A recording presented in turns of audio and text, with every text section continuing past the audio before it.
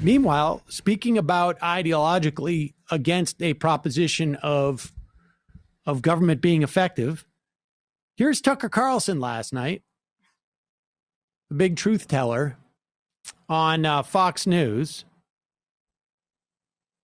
essentially saying, you don't want to take the vaccine, don't take the vaccine. We still don't know. And my understanding is Moderna did some tests on the ability for someone who has been inoculated by the vaccine to pass on the COVID virus. Their tests seem to suggest that because it stops the replication of the virus, that you will not have a viral load large enough to infect another person if you have the vaccine. Again, 95% effective, they say. Pfizer apparently never ran those tests or has not released that data. But the point being that this vaccine protects other people, not just yourself. And just broadly speaking, the whole concept of herd immunity as developed through a vaccine, that is the theory too. You walk into a room because a certain percentage have been vaccinated. The percentage chance of you catching COVID is necessarily diminished than it would be otherwise. Here's Tucker Carlson, however, though, with his own perspective on that. What a cheerful patient she must be. We've got to assume she is in any case because we can't really know. The authorities didn't release her name. All we know is she's a highly satisfied customer. Yet another. Have a vaccine and a smile. Just do it.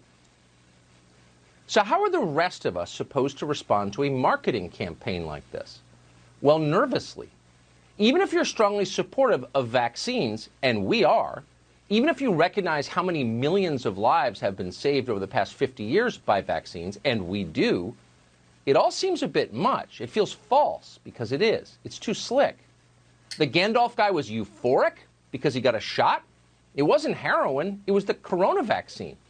The lady who couldn't breathe is enthusiastic as she is rushed to the emergency room? Come on. This is patronizing. Stop with the slogans. Better to treat Americans like adults. Explain the benefits, be honest about the risks, and let the rest of us decide. In this country, we control our own bodies. They're always telling us that. But no, suddenly the rules have changed. On the question of the corona vaccine, I want you to just contemplate what's going on here, right?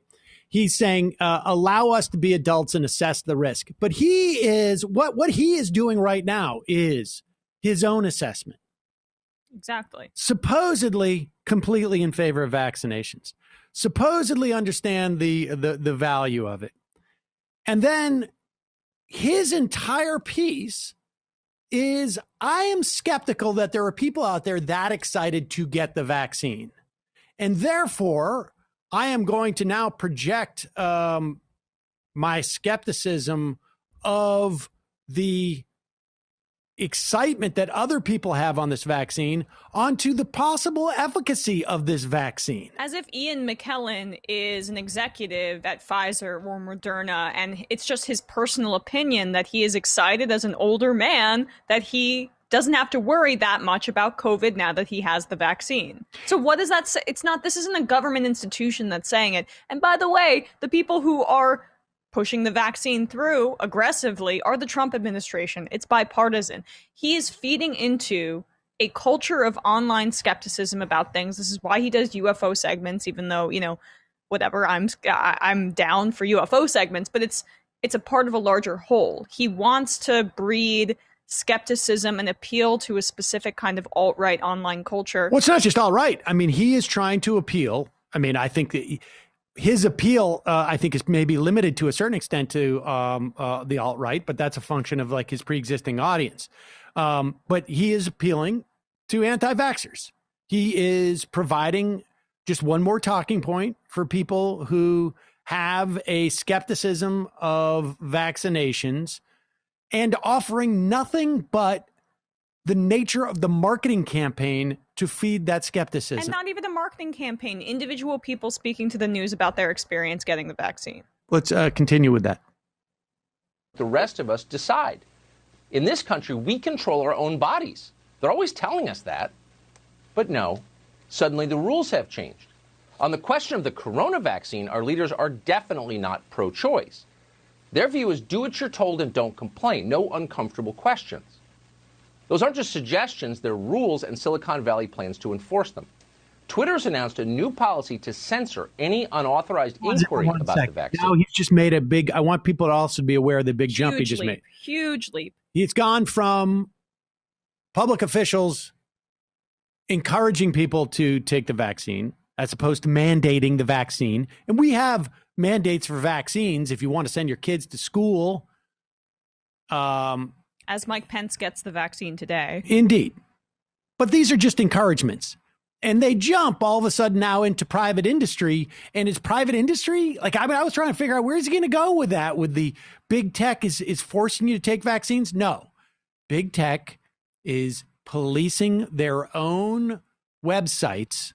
If you have a problem with a company that is that large, policing its own websites, then what you really need to do is make sure that company's not so large that they're policing the websites has that type of impact. Support break up big tech, Tucker. I don't know if you, but it's so much easier to be a general skeptic without actually providing any answers or tailoring your skepticism to, say, a government institution or a tech company. You just make it this all big amorphous blob of skepticism that you can direct your audience towards, and then you never do journalism or any actual empirical analysis. You just say, I don't know, I'm going to feed into your impulses to distrust things. Well, what it also lets them do is say, I said I was a supporter of vaccines, and so it's not, he gets his cake and eats it too. Let's continue.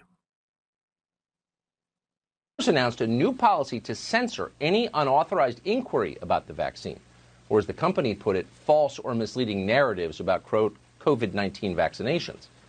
Among other things, Twitter is censoring any claim that this vaccine might be used to, quote, control populations. So whatever you do, don't say this is social control, because if you do, the richest and most powerful people in the world will act in perfect coordination to shut you down immediately. So to repeat, there is no social control going on here. None. And if you suggest otherwise, Twitter's social controls will censor you. Are his ratings dropping a little bit? Because this sounds like one of those I need to juice my ratings moments that you occasionally see. Well, because big tech and his railing against it tests well. So you got to tie it into this. I'll have you know that the guy who has an audience of at least a couple million people on a daily night is telling you, as he expresses skepticism about the vaccine, is telling you that if you express skepticism about the vaccine, the richest people in the country won't let you speak. As he sits at 8 p.m. on a piece of communications real estate that reaches millions of people, that has been funded to the tune of millions of dollars. That's quite a trick. Yeah, he's a press, but he's speaking to you as he makes what, $20 million a year. What is it? The skepticism dark web or whatever it is, the dark cable station.